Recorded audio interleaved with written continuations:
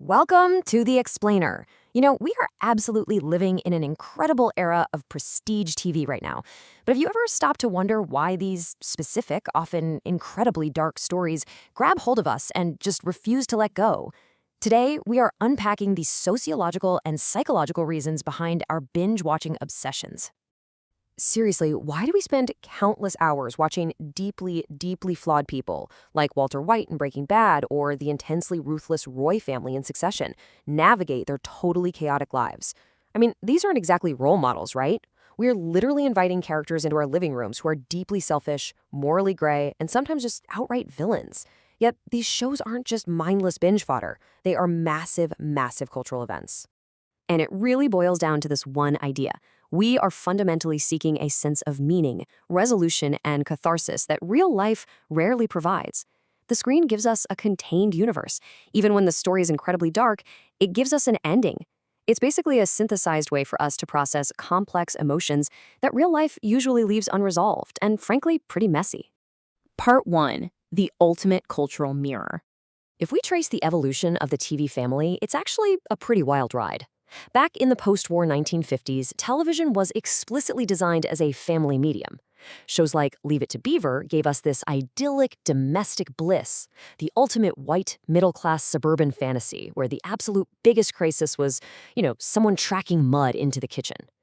But then, fast forward to the 1970s, and we get socially relevant comedies like All in the Family that actually started exposing generational and class conflicts. And then, by the 1980s, television responded to the consumer prosperity of that era with wealthy, scandal-ridden primetime soap operas. Think Dallas and Dynasty. Suddenly, everyone had massive shoulder pads and a dark secret. Part 2. Chasing the American Dream. Look at this historical shift. We go from TV acting as a tool to ease families into mass-produced suburbs in the 50s, which was effectively selling the fantasy of upward mobility, to suddenly exposing the harsh reality of systemic inequality in the 70s. The American dream?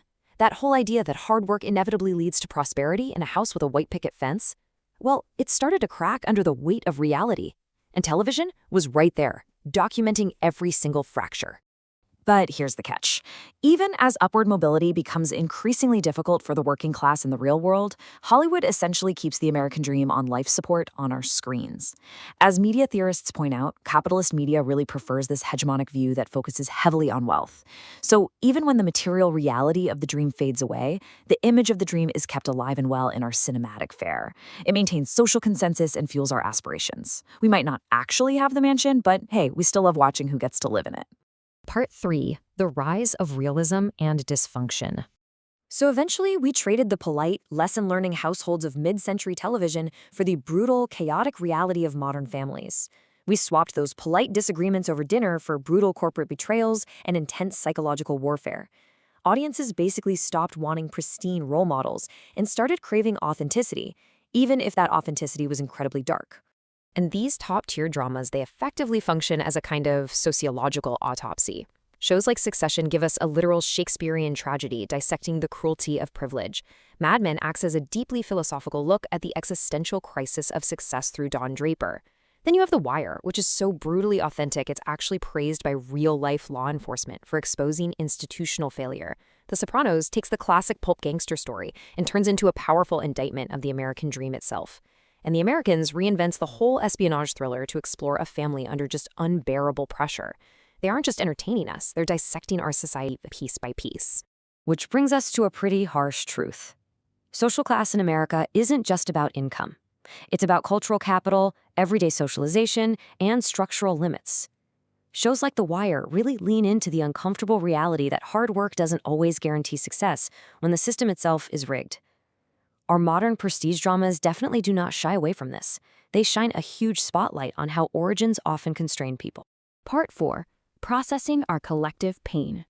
It really all comes down to catharsis. By watching characters struggle with broken systems and moral ambiguity, viewers actually find a safe space to process their own real-world anxieties. When we watch Walter White's tragic 5-act descent, or when we see the crushing weight of legacy in Succession, we are projecting our own fears about failure, family, and survival right onto the screen. It's a controlled environment, a place where we can safely experience terror, grief, and stress, completely knowing we can just hit pause if it ever gets to be too much. But despite the systemic decay and the deeply flawed anti-heroes, there is a profound testament to human endurance here. Watching these characters battle incredible odds actually helps us deal with our own collective pain and uncertainty. We see people overcoming, or at least fiercely battling, almost hopeless situations. And honestly, it provides us with an unexpected sense of hope and resilience in our own lives. If these characters can find the hope to keep pushing forward, well, so can we. So, I want to leave you with this final thought to ponder the next time you sit down to binge your favorite drama. Are we simply running away from the world? Or are we using these brilliant, complex shows as a map to finally understand the chaos of our own lives? Thanks for joining us for this explainer. Keep questioning the screen in front of you.